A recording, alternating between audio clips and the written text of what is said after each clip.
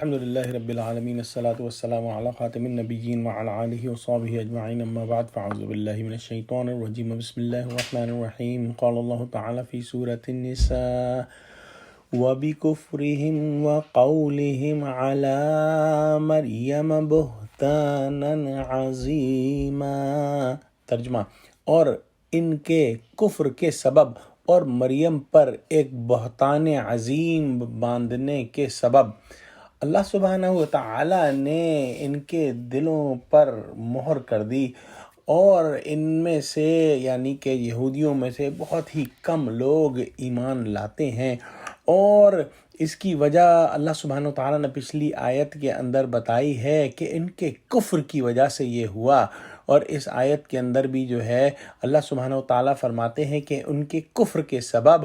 اور حضرت مریم سلام علیہا پر یہودیوں کے اس بہتان کے سبب کہ انہوں نے معاذ اللہ جو ہے وہ برا کام کیا، اور مسیح علیہ السلام دراصل یوسف نجار کا بیٹا ہے۔ ان کی روایات کے مطابق یوسف نجار کے ساتھ حضرت مریم کی نسبت ہو چکی تھی، لیکن ابھی رخصتی نہیں ہوئی تھی کہ ان کے مابین تعلق قائم ہو گیا، جس کے نتیجے میں یہ بیٹا پیدا ہو گیا۔ اس طرح انہوں نے حضرت مسیح علیہ السلام کو ولد الزنا قرار دیا۔ یہ ہے وہ اتنی بڑی بات جو یہودی کہتے ہیں،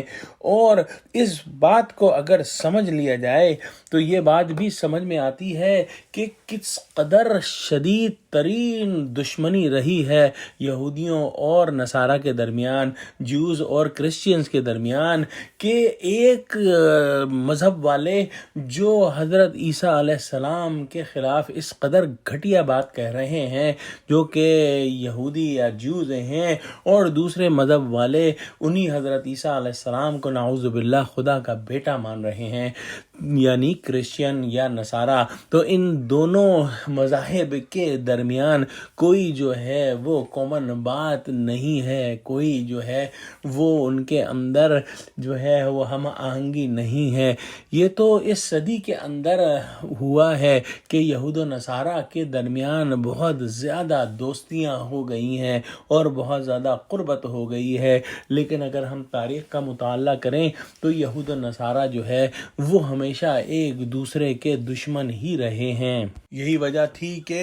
یہودیوں نے حضرت عیسیٰ علیہ السلام کے ساتھ کفر کیا اور ان کو اللہ سبحانہ و تعالیٰ کا نبی جو ہے وہ نہیں مانا۔ انہوں نے نہ صرف یہ کہ ان کا کفر کیا بلکہ ان کی ماں حضرت مریم علیہ السلام پر بھی تہمت باندھی، باوجود یہ کہ حضرت عیسیٰ علیہ السلام نے ماں کی گود میں ہی اپنی ماں کی برات ظاہر کر دی۔ جب حضرت مریم علیہ السلام کی گود میں بچہ دیکھ کر بنی اسرائیل نے بری بات کی تہمت لگا دی تو حضرت مریم نے بچے کی طرف اشارہ کر دیا، اور یہ ہم قرآن کے اندر آیت پڑھیں گے کہ اللہ سبحانہ و تعالی نے پیدا ہوئے نومولود بچے کو یہ استطاعت دے دی کہ وہ بات کرے، اور اس نے کہا کہ انی عبد اللہ